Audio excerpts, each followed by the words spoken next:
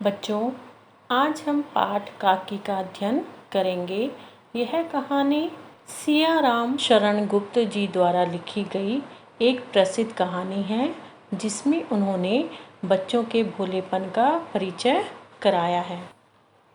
उस दिन बड़े सवेरे श्यामू की नींद खुली तो उसने देखा कि घर भर में कोहराम मचा हुआ है। उसकी माँ नीचे से ऊपर तक एक कपड़ा ओढ़े हुए कंबल पर भूमि शयन कर रही है और घर के सभी लोग उसे घेरकर बड़े करुण स्वर में विलाप कर रहे हैं। लोग जब उसकी माँ को शमशान ले जाने के लिए उठाने लगे, तब श्यामू ने बड़ा उपद्रव मचाया।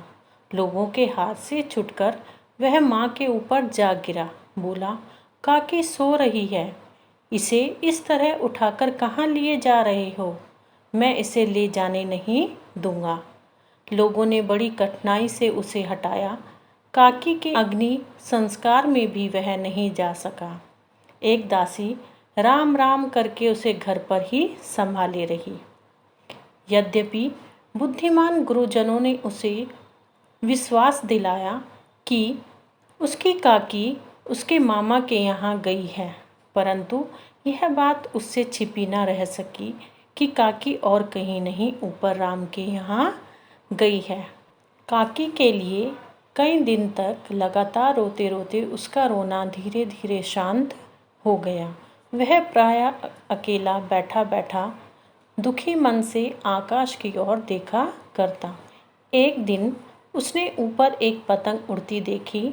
ना जाने क्या सोचकर उसका हृदय एकदम खिल उठा। पिता के पास जाकर बोला, काका, मुझे एक पतंग मंगवा दो, अभी मंगवा दो। पत्नी की मृत्यु के पश्चात विश्वेश्वर बहुत अनमने से रहते थे।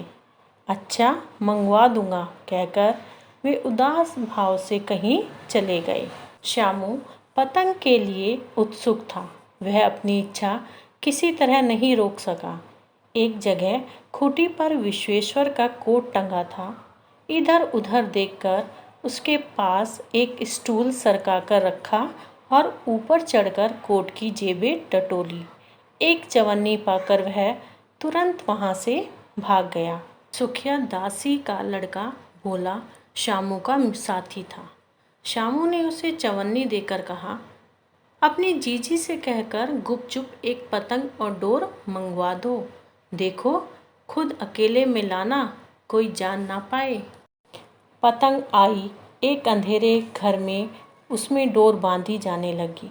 श्यामू ने धीरे से कहा, भोला, किसी से ना कहे तो एक बात कहूँ? भोला ने सिर हिलाकर कहा, नहीं, किसी से नहीं कहूँगा।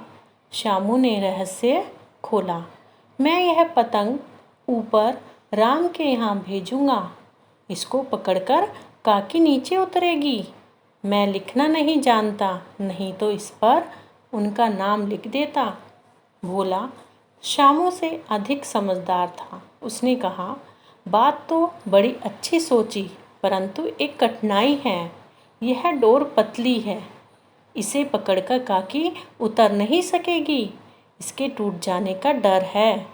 पतंग में मोटी रस्सी हो तो सब ठीक हो जाए।